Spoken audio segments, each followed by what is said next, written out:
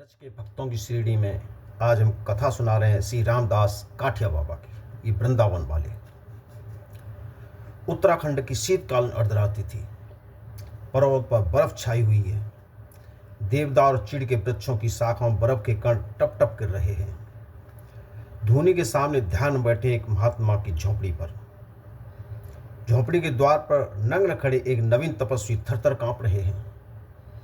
उनके कंपन का कारण बाहर की शीत नहीं, जितना झोंपड़ी के भीतर बैठे महात्मा का भय है। वे उनसे कुछ कहना चाह रहे हैं, पर कहने का साहस नहीं बटोर पा रहे हैं। आखिर उन्होंने डरते डरते धीमे सुर में कहा, गुरुदेव गुरुदेव। भीतर से ध्वनित हुई गंभीर कंठ की गर्जना, क्या है रे? महाराज, मेरी धूनी की अग्नि बुझ गई है। अपनी धूनी से कुछ देने की कृपा करें तो जला दूं। अग्नि बुझ गई है, यह नहीं कहता कि मैं सो गया था। जागते रहने से अग्नि नहीं बुझती। ऐसे खाना और सोना था तो माँ बाप को छोड़कर क्यों आया रे? जहाँ अग्नि नहीं मिलेगी, शीत में खड़ा रहकर अपनी तामसी आलस्य का दंड भोग। तरुण तपस्वी बहुत देर तक उस प्राणांतक शीत में खड़े निठुरते रहे। तब हठात झोंपड़ी का द्वार खुला। महात्मा ने अपनी धूनी में से कुछ अंगारे बाहर फेंकते हुए तीक्ष्ण कंठ से कहा, सावधान, अब ऐसी त्रुटि कभी न हो। नूतन समाधि प्राप्त कर तपस्वी ने अपनी धूनी फिर प्रज्वलित की और ध्यान में बैठ गए। झोंपड़ी के भीतर बैठे महात्मा थे निर्मार्ग संप्रदाय के नागाजी की शाखा के शक्तिशाली आचार्य श्री देवदास महाराज और तरुण सन्यासी वृंदावन के श्री रामदास काठिया वाले। श्री रामदास बाबा ने जन्म लिया अमृत से 20 कोस दूर लोनाचामारी ग्राम के एक ब्राह्मण परिवार में। जब वे 7-8 वर्ष के ही थे, अपनी माँ के साथ घर के निकट एक परमहंस सन्यासी के आश्रम जाया करते थे। एक दिन उन्होंने परमहंस से पूछा, महाराज, आप सबसे बड़े हैं, सब लोग आपको दंडवत करते हैं, आपकी सेवा पूजा करते हैं, आप इतने बड़े कैसे हो गए? परमहंस 7-8 वर्ष के इस बालक के प्रश्न सुनकर आश्चर्यचकित हो गए। प्यार से उसकी ठोड़ी पकड़ बोले, बेटा, मैं सदा परम पवित्र राम नाम का जप करता हूँ। मंगल में राम नाम ने ही मुझे छोटे से बड़ा कर दिया है। तुम भी राम नाम जप करो तो तुम भी बड़े हो जाओगे। उस दिन बालक रामदास पर घर की भैंस चराने जाते या घर के खेतों की रखवाली करता होता तो बराबर राम नाम जप करते रहते। उपनयन संस्कार के पश्चात रामदास के पिता ने उसे शास्त्र अध्ययन के लिए निकट के ग्राम में आचार्य के घर भेज दिया। 8-9 वर्ष गुरु गृह रहकर विभिन्न शास्त्र पाठ समाप्त करने के पश्चात जब घर लौटा तो पिता ने उसके विवाह की व्यवस्था करने लगे, पर उन्होंने विवाह करने से इनकार कर दिया और आजीवन ब्रह्मचारी रहकर आध्यात्मिक जीवन व्यतीत करने के लिए अपने संकल्प की घोषणा कर दी। आत्मजनों ने बहुत भर्त्सना की, अश्रु बहाए, लेकिन वे विचलित नहीं हुए। ग्राम में एक विशाल वट वृक्ष था। उनके नीचे बैठकर रामदास ने गायत्री मंत्र का जप आरंभ किया। उद्देश्य था गायत्री मंत्र में सिद्धि प्राप्त करने का। 1 लाख जप समाप्त चुकने के बाद एक दिन एक दिव्यवाणी से सुना, बस तुम अवशिष्ट 25,000 जप संपूर्ण करो जागृत महातीर्थ ज्वालामुखी में जाकर, तुम्हारी मनोकामना सिद्ध होगी। रामदास जी ज्वालामुखी की ओर चल पड़े, पर मार्ग में दर्शन हुए एक वृक्ष के नीचे बैठे जटाजूटधारी दिव्य श्री मंडित एक सन्यासी के। अमोघ आकर्षण था उनमें। उन्हें लगा कि वे न जाने कब से उनके सम अपने हैं। भाविष्ट में वे उनके चरणों पर गिर पड़े। ज्वालामुखी जाने का अपना संकल्प त्याग दिया और व्यग्र भाव से महापुरुष के निकट मंत्र और संन्या दीक्षा देने के लिए आग्रह करने लगे। सोममुहूर्त में महापुरुष ने उन्हें दीक्षा देकर गृहस्थ के बंधन से मुक्त कर दिया। पर रामदास जी माता पिता के आग्रह से घर से बाहर ग्राम में एक बट वृक्ष के नीचे भजन करने लगे। एक दिन अर्धरात के समय जब वे वृक्ष के नीचे ध्यान में जप लीन थे, अकस्मात आकाश मंडल में से एक स्वर्गीय ज्योति उद्भासित हुई। स्वयं गायत्री देवी तरुण सन्यासी के सन्मुख आविर्भूत होकर बोली, बस तुम गायत्री मंत्र में सिद्ध हो गए हो, जिस भर की इच्छा हो प्रार्थना करो। हाथ जोड़कर रामदास ने उत्तर दिया, माँ, मैं तो सन्यासी हूँ, मेरी काम वासना का प्रश्न ही क्या है। मैं केवल यह प्रार्थना करता हूँ कि आप मेरे सदा प्रसन्न रहें। तथास्तु कहकर देवी अंतर्ध्यान हो गई। गुरुदेव की आज्ञा से अब रामदास ने सदा के लिए ग्राम छोड़कर पर्वराजक का जीवन आरंभ किया। घूमते घूमते एक दिन उन्होंने किसी राजा के राज्य में प्रवेश किया। यहाँ की रानी एक रूपवती विधवा तरुणी थी। रामदास जी को महल में बुलाकर उनकी सेवा करने लगी और धीरे धीरे उनके प्रति आकृष्ट हो गई। अपने यौवन और विपुल संपत्ति का भोग करने के लिए उनसे बार बार अनुरोध करने लगी। उसी क्षण वे राजप्रसाद से निकलकर राज्य की सीमा के बाहर चले गए। प्रवचन करते करते रामदास उत्तराखंड के गहन वनांचल में गुरुदेव श्री देवदास जी से जा मिले। गुरुदेव की एक निष्ठ सेवा उन्होंने आत्मनियोग किया। उनके निर्देश में कृष्ण साधना के माध्यम से आध्यात्मिक जीवन के एक स्तर से दूसरे पर आरोहण किया।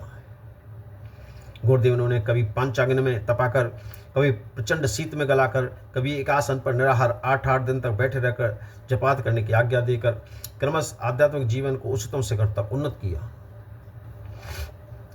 देवदास जी अपरमेय योग शक्ति अधिकारी थे। उन्होंने योग विभूतियों को एक एक कर रामदास के सामने उद्घाटित होने लगी। उन्होंने देखा एक आसन पर 6 महीने तक जड़ समाधि मग्न रहते हैं। उनका आहार केवल धूनी की भस्म मिला हुआ एक कमंड जल, जिसे भी उल्टी करके वो सबका बाहर निकाल देते हैं, सबको निकाल देते हैं, उसे भी बाहर खाली कर देते हैं।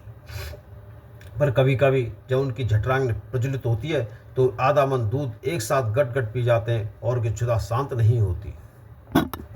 एक बार देवदास जी शिष्य मंडली के साथ घूमते घूमते मध्य भारत में भूपाल ताल पहुंचे। भूपाल ताल के तीर पर अवस्थान पर उन्होंने शिष्यों को आज्ञा की कुछ दूर जाकर ठहर जाने की। भूपाल ताल के उस पार था मुसलमान नवाब का विशाल महल। नवाब ने भूपाल ताल के निकट संग ध्वनि न करने के लिए आज्ञा दे रखी थी। जो ऐसा करेगा उसका सिर काट दिया जाएगा। देवदास ने ताल के किनारे खड़े होकर बार बार से घोर सिंहनाद किया, शंख निनाद किया। नवाब के पास पहुंचते ही उसका सिर काट जाने के लिए आज्ञा दी। नवाब के अनुचर जब बाबा के आसन के निकट पहुंचे तो वह देखकर अवाक रह गए। वहां किसी साधु के स्थान पर मात्र उसकी खंडित मस्तक, छिन्न भिन्न अंग प्रत्यंगों का रक्ताभ समूह था। खून बह रहा था, सब जो अंग थे इधर उधर पड़े हुए थे। अनुचर ने जैसे ही नवाब को जाकर यह सूचना दी, फिर सुनाई पड़ने लगी वही प्रचंड शंख ध्वनि। फिर शंख ध्वनि करने लगे। इस बार जब प्रहरी वहां गए तो उन्होंने देखकर और भी विस्मय पड़ गए कि वहाँ खंडित मस्तक और छिन्न भिन्न का अंग प्रत्यंग भी वहां नहीं है और रक्तपात को कोई चिन्ह नहीं है। यह सूचना नवाब को मिली तो भय और भक्ति का एक साथ संचार हुआ। वह जान गया कि किसी विशेष शक्तिधर महात्मा का कार्य है। शीघ्र वह सेवकों को लेकर स्वयं उस स्थान पर पहुंचा। यह देखकर अवाक रह गया कि वहां जटाजूटधारी तेजोत्तपी सन्यासी ध्यान आसन पर विराजमान है। योगीश्वर को प्रणाम कर नवाब ने बार बार क्षमा प्रार्थना की। उन्होंने प्रशांत कंठ से कहा, देखो तुम मुसलमान हो, अपने धर्म का आचरण करो, दूसरों को भी अपने धर्म का आचरण करने दो। शंख घंटा न बजाने की दूसरे की धर्म बाधा डालना है। अपनी इस अन्याय घोषणा को वापस ले लो। नवाब ने योगीश्वर के आदेश का सानंद स्वीकार किया। पीछे भूपाल तीर पर ही महात्मा देवदास जी ने एक देव मंदिर का निर्माण किया। रामदास जी उत्तरकाल में इस मंदिर का अपना गुरुद्वारा मानते हैं। देवदास जी ने एक दिन रामदास को आदेश दिया द्वारका धाम दर्शन कराने का। वे गए द्वारका धाम और इधर गुरुदेव ने पार्थिव शरीर छोड़ दिया। जब द्वारका से लौट कर आए और उन्होंने गुरुदेव के शून्य आसन को देखा तो उनके शोक की सीमा न रही। वे अनुप्राय हो गए और रोदन करने लगे। अनाहार अनिंद्र और अनिंद्र के अंदर में 7 दिन बीत गए। तब देवदास जी की ज्योतिर्मय मूर्ति आविर्भूत हुई और शोकार्त के सामने स्नेह और कंठ से सांत्वना देते हुए कहा, वत्स तुम क्यों रोते हो? मेरी मृत्यु कब हुई है? केवल मर जीवन की मेरी लाल लीला समाप्त हुई है। इससे मेरे और तुम्हारे बीच को व्यवधान नहीं पड़ेगा। समय समय पर मैं तुम्हें दर्शन देता रहूंगा और मार्गदर्शन करता रहूंगा। तुम शांत हो जाओ। इसी समय रामदास जी का रामदास काठिया बाबा के रूप में अभ्युदय होने लगा। गुरुदेव उन्होंने एक काठ का आड़बंद और लंगोट पहना दिया था। इसी से उनका नाम पड़ा काठिया बाबा। उन्होंने कुछ कृष्ण साधना के दुर्गम पद से ले जाकर एक उन्मत्त स्थान पर खड़ा कर दिया, जहां उन्होंने उनकी सारी दैवी संपत्ति उत्तराधिकार प्राप्त हो गई थी। उनके जीवन में बहुत सी ऐसी घटनाएं घटने लगीं जैसे गुरुदेव के जीवन में घटा करती थी। एक बार वे ग्राम में पंचध्वनि प्रज्वलित ध्यान में बैठे थे। उनके साथ एक सन्यासी थे जो उनकी ख्याति के कारण उनसे ईर्ष्या करने लगे थे। उन्हें ध्यानस्थ रामदास को चारों ओर सहस्रों उपलों के ढेर लगाकर उसमें आग लगा दी। वे जलाकर मारना चाहते थे उनको। भाईगान रहित बाबा के चारों अग्नि धू धू कर जलने लगी। सन्यासी लापता हो गया। ग्रामवासी अग्नि शिखाओं को देखकर दौड़ पड़े। उनकी धारणा की साधु बाबा का शरीर अवश्य भस्मीभूत हो गया होगा, पर अग्नि निर्वापित करने पर भी उन्होंने देखा कि एक आश्चर्यजनक दृश्य, काठिया बाबा योग युक्त साधना में प्रसाद बदल अपने आसन पर बैठे हैं। उनका कुछ भी अनिष्ट नहीं हुआ। किसी ने उससे इसका रहस्य पूछा तो वो बोले, पंचधुनी जलाकर ध्यान में बैठने के पूर्व साधक को आत्मरक्षा का मंत्र चैतन्य कर लेना होता है। थोड़ी देर में चुप रहकर फिर मुस्कुराते बोले, जिसका देह अग्नि में दग्ध हो जाए वह योगी नहीं है। एक बार यमुना के किनारे किनारे आगरा की ओर जा रहे थे। उस समय सिपाहियों का विद्रोह चल रहा था। गोरे सैनिकों के एक जहाज ने यमुना में लंगर डाल रखा था। जटाधारी काठिया बाबा को देख एक सैनिक उन पर बंदूक दाग दी। गोली उनके कान के पास से निकल गई, पर बाबा ने उधर भूक्षेप भी नहीं किया, ध्यान ही नहीं दिया। सैनिक फिर बंदूक उठाई। यह देख उन्होंने नेत्र बंद किए और एक क्षण के लिए अंतर्लीन हो जाने के का क्या किया कि उनकी बंदूकी छूट कर यमुना में जा गिरी। तब गोरीशनों की आंखें खुली। उन्होंने समझ लिया कि कोई शक्तिधर महापुरुष है। उन्होंने जहाज से उतरकर टोपी सिर से उतारते हुए उनका अभिवादन किया और क्षमा मांगी। प्रवचन करते हुए काठवा भरत पर पहुंचे।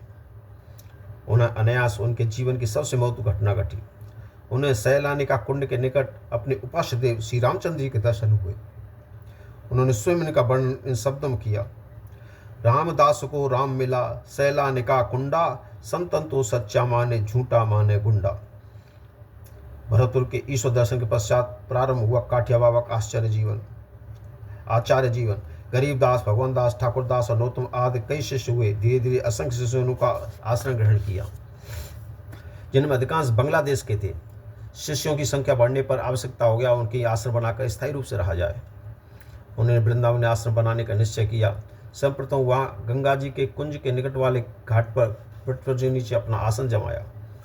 कुछ दिन कैमारवन अब्बल अंचल में एक बगीचे में फूस की झोंपड़ी बनाकर रहने लगे। धीरे धीरे झोंपड़ी ने एक विशाल आश्रम का रूप धारण कर लिया, जो आजकल श्री रामदास काठिया बाबा के आश्रम के नाम से प्रसिद्ध है। शिष्यों के प्रति रामदास काठिया बाबा की दृष्टि सदा तीक्ष्ण और सजग रहती थी। एक बार उनके शिष्य श्री प्रेमदास उनका सानिध्य त्यागकर कहीं अन्यत्र चले गए। कुछ दिन बाद अनुतप्त हुए आश्रम लौटे। उस समय बाबा आश्रम पर लेटे विश्राम कर रहे थे। प्रेमदास उनके निकट जाकर बैठ गए और धीरे धीरे पद सेवा करने लगे। पर ये क्या देख रहे हैं? उनका हाथ बाबा जी के चरण पर नहीं, शून्य शैया पर पड़ रहा है। हाथ में आ ही नहीं रहे बाबा जी के चरण। बाबा तो सैया पर ही नहीं है। गुरु जी के आकस्मिक अंतर्जान से उनका हृदय रो पड़ा, पर थोड़ी देर में उन्होंने देखा उनकी शरीर सैया पर लौट आया है। वे पूर्व निश्चल भाव से विश्राम करते हुए उनसे कह रहे हैं, क्यों रे, मेरे इस प्रकार चले जाने से तुझे सुख है तो मैं चला जाऊं? इस बूढ़े को छोड़कर या तू इधर उधर भागता फिरेगा तो इसकी सेवा कौन करेगा? प्रेमदास अवाक। वे समझ गए कि महासमर्थ गुरुदेव ने क्रियाकलापों को न समझने के कारण उनको छोड़ जाना उचित नहीं था। तब वे उन्हें छोड़कर फिर कभी नहीं गए। संतदास काठिया बाबा के प्रधान शिष्य थे। उनका पूर्वाश्रम का नाम था तारकेश्वर चौधरी। वे एक वकील थे। उस समय उन्होंने बाबा के केवल एक बार दर्शन किए, दीक्षा नहीं ली थी। बाबा ने उनसे कहा था रात्रि के चतुर्प्रहर में ध्यान करने को, किंतु पूर्वाभ्यास के कारण वो उनका उस समय जगना बड़ा मुश्किल होता। एक दिन शेष रात्रि में जब वे सो रहे थे तो उन्होंने सुना कि कोई कह रहा है, ओरे उठ उठ। उस समय उनके ऊपर आ गिरा एक ईंट का टुकड़ा। तारकेश्वर बाबू चौंक कर उठ बैठे। देखा मसहरी में कहीं भी कोई वहाँ क्या छेद नहीं है, यह ईंट कहाँ से आई? तो वे समझ गए कि गुरुदेव की अहेतुक कृपा है। उस दिन से वे शेष रात में उनका भजन करने लगे। श्री विजयलाल चट्टोपाध्याय तारकेश्वर बाबू के घनिष्ठ मित्र थे। एक दिन उनके बैठक खाने में प्रवेश करते उन्होंने देखा दीवार पर लटका हुआ एक साधु का चित्र। उन्होंने व्यग्रभाव से उनका परिचय पूछा। तारकेश्वर बाबू ने कहा, यह है मेरे गुरुदेव वृंदावन के प्रसिद्ध श्री राम काठिया बाबा। तब वे कहने लगे, मैं अभी स्वास्थ्य लाभ करने के लिए सावताल परगना गया था। मैं जहाँ ठहरा था उसके निकट एक अश्वत्थ वृक्ष के नीचे धूनी के सामने बैठे मैंने 3 दिन बराबर इन महात्माओं के दर्शन किए हैं। मैं नित्य इनके पास जाता और कितना प्रसन्न होकर मेरा आदर सादर करते और कितना कुछ प्यार भरा उपदेश करते। पर उस समय काठिया बाबा अपने स्थूल देह से वृंदावन छोड़कर कहीं नहीं गए थे। कुछ दिन पश्चात तारकेश्वर बाबू ने वृंदावन जाकर बाबा से इस संबंध में प्रश्न किया तो वे बोले, बाबा मेरे यहाँ रहते हुए भी बहुत बार मेरी इस मूर्ति के बहुत से लोगों को अन्य स्थानों पर भी दर्शन होते हैं। इसका रहस्य तुम अभी नहीं समझ पाओगे, बाद में सब जान जाओगे। उस बार वृंदावन में कुंभ मेला था। देश देशांतर के सहस्रों वैष्णव ब्रजधाम में आए हुए थे। सबके समर्थन में श्री श्री 108 श्री स्वामी रामदास काठी बाबा को वृंदावन के महंत और कुंभ मेले के चारों संप्रदाय के श्री महंत के पदों पर नियुक्त किया गया। प्रथानुसार वृंदावन के महंत तो प्रत्येक कुंभ मेले जाना होता है। एक बार बाबा अपनी साधु मंडली के साथ उज्जैन के कुंभ मेले में गए थे। मारो उन्होंने देखा बहुत से वैश्य साधुओं को जमातों मेला क्षेत्र से वापस लौटते हुए। उससे उन्होंने कारण पूछा, क्यों लौट रहे हो? मेले में एक सकदर शैव सन्यासी थे, शिव के भक्त थे और वो शक्तिशाली थे, सिद्ध थे। उनकी अलौकिक शक्ति और योग विभूतियों देख उज्जैन के राजा उनके अनुगत हो गए। इससे उत्साह उस शैव सन्यास ने सारे मेला क्षेत्र पर अपना अधिकार कर लिया। जब राजा उनके पक्ष में हो गया तो सारे शैव जो थे उन्होंने अधिकार कर लिया कि हम रहेंगे यहाँ पे। वैष्णवों का उनको सम्मान नहीं किया। यह सुन बाबा क्रोधित उठे। उन्होंने कहा, तुम लोग प्रथाई साधु हुए, तुमने अपना सिर तो नीचा किया ही, इसलिए श्री विष्णु की मर्यादा की हानि की है। कुंभ मेले में अपने अधिकार के लिए तुम्हें लड़ना चाहिए था। मर भी जाते तो क्या, विष्णु भगवान के लिए प्राण विसर्जन करते तो उनके धाम को तो जाते, तुम का पुरुष हो। बाबा के तीसरे भाग से उद्भूत हुए सभी वैष्णव साधु चल पड़े मेले में अपने स्थान पर अधिकार करने। आगे आगे हाथी पर समासीन काठिया बाबा महाराज, पीछे पीछे सहस्रों वैष्णव साधुओं की फौज। लड़ाई झगड़ने के लिए किसी के सामने आने की तो बात दूर, भयभीत तो उन स्थानों को छोड़कर उन्होंने जबरदस्ती कब्जा कर लिया था, वही भाग गए, अपने अपने स्थानों में जा छिपे। न जाने काठिया बाबा की अलौकिक शक्ति थी या उनका बिछाया कोई इंद्रजाल, जिसके कारण उनका विरोध करने का साहस किसी में नहीं हुआ। काठिया बाबा जैसे शक्तिशाली और पराक्रमी महात्मा थे, वैसे ही क्षमाशील भी थे। उनके आश्रम का रसोइया पुष्कर दास बड़ा अर्थलोभी था। उन्हें अपने बाय आचरण से पैसे कौड़ी के लिए मामले में कपटता का अभिनय करते देख उसे भ्रम हो गया कि बाबा ने अपने आड़बंद में बहुत सी असरपियाँ छिपा रखी। उसने उस धन के लोभ में 2 बार उनकी हत्या का षड्यंत्र किया, पर वह सफल नहीं हुआ। यह सब जानकर भी बाबा ने उनसे कुछ नहीं कहा। अंतिम बार उसने 2 तोले आर्सेनिक विष रोटी मिलाकर उन्हें खिला दिया। बाबा को बहुत कष्ट हुआ। वे भूमि पर लोटपोट होने लगे। पेट फूल जाने के कारण काट के आड़बंद का दबाव सहना करना कठिन हो गया। सेवकों ने उनकी अनुमति लेकर आड़बंद काट दिया। उसी समय कलकत्ते में विजय कृष्ण गोस्वामी ने अपनी अंतर्दृष्टि से सब कुछ जानकर तारकेश्वर बाबू से कहा, तुम्हारे गुरुदेव को किसी साधु ने विष दे दिया है। तारकेश्वर बाबू भागे आए वृंदावन। वे यह देखकर चकित रह गए कि वहां पुष्कर दास अब भी रोग सैया पर लेटे काठिया बाबा के पथ्या देख की सब व्यवस्था देख रहा है। जिसने जहर दिया था वही अब व्यवस्था देख रहा है। उनसे रहा न गया। उन्होंने गरज कर कहा, बाबा इस दुरात्मा को इसी समय आश्रम से दूर कर दो। काठिया बाबा ने शांत भाव से कहा, बेटा अब इसका भ्रम दूर हो गया है। यह समझता था कि मेरे आड़बंद में बहुत सी असरपियाँ हैं, मुझे मार कर यह असरपियाँ लेना चाहता था। अब आड़बंद कट गया है और इसका भ्रम भी मिट गया है। पर पुष्कर दास स्वयं ही नतमस्तक सबके सामने आश्रम से चला गया। काठिया बाबा पूर्ण स्वस्थ हो गए। उन शक्तिशाली महापुरुष के लिए रोटी में विष मिला वैसा ही था जैसे आटे में नमक। बाबा की योग शक्ति का तो लोगों को बहुत बार अनुभव किया, पर इन असाधारण योग विभूति संपन्न महापुरुष के अंतर में जो प्रेम यमुना की गुप्त अमृत धारा निर्मित हो रही थी, उसका संधान पाना कठिन था। कभी कभी जब वो बाहर फूट पड़ती थी, उसे देख लोगों को विस्मय होता। उस दिन आश्रम में ठाकुर बिहारी दास और श्री राधिका जी को लेकर वृंदावन शोभा यात्रा निकली। हठात देखा कि काठिया बाबा के प्रत्येक रोमकूप से प्रवाहित तो हो रही है श्वेत की धारा। संत जी पंखा लेकर उन्हें हवा करने लगे। बाबा बोले, बेटा तुम जो समझ रहे हो यह बात नहीं है। यह गर्मी का पसीना नहीं है जिसका पंखे से हवा का निवारण किया जा सके। यह एक प्रकार का प्रेम ज्वर है। मैंने आज श्री राधा जी के विग्रह के चारों ओर ब्रज गोपिकाओं को दर्शन किए, तभी से यह प्रेम ज्वर हो गया है। ऐसा पहले कई बार हो चुका है। एक बार तो लगातार 1 मास तक होता रहा, पर जब शरीर के जल बिंदु एक बिंदु भी नहीं निकलता, सारा शरीर प्रेम ज्वर से इतना उत्पत्त हो गया, शरीर के रोम रोम से कांटे की तरह खड़े रहते हैं। सन 1910 के माघ पश्चिम की अष्टमी की मध्यरात्रि में काठिया बाबा ने स्वस्थावस्था में सफल सेवक रामफल को बुलाकर पीने के लिए पानी मांगा। पानी पीकर बोले, रामफल ले भाई, तेरे हाथ का जल भी पी लिया, तू जाकर सो जा, अब हम भी जाएंगे। रामफल उनके इंगित को न समझ सका, जाकर सो गया। थोड़ी देर बाद 2 शिवों की निंद्रा भंगी। दोनों यह देख विस्मय पड़ गए कि आश्रम का आंगन एक अपूर्व दिव्य ज्योति से परिपूर्ण है। उसी समय वे भाग कर गए बाबा के कक्ष में। देखा कि आसन पर निष्पद भाव से अवशिष्ट हैं, पर उनका श्वास प्रश्वास बंद है। 2 दिन बाद गुरुदेव के परलोक गमन का संवाद प्राप्त कर संत दास जी वृंदावन पहुंचे। उन्होंने देखा कि काठिया बाबा के अदर्शन के कारण आश्रम की गायें निरंतर अश्रु बहा रही हैं और आश्रम के सी बेगे श्री राधा जी के कपोलों से भी टप टप गिर रहा है उनका नैन जल। प्रधानुसार 13वें दिन बाबा का भंडारा किया गया। उस दिन का बराबर राधिका जी के नेत्रों से अश्रुधार प्रवाहित होती रही। दोनों श्री मूर्तियों का मुख मलिन दिख रहा था। भंडारे के पश्चात राधा जी के अश्रु बंद हुए और दोनों मूर्तियों के मुख का मलिन भाव भी जाता रहा। कई दिन लगातार अश्रुधार बहने के कारण राधा जी के नेत्र कुछ विरूप हो गए, उन्हें बदलना पड़ा। ऐसे थे काठिया बाबा। जय श्री कृष्ण।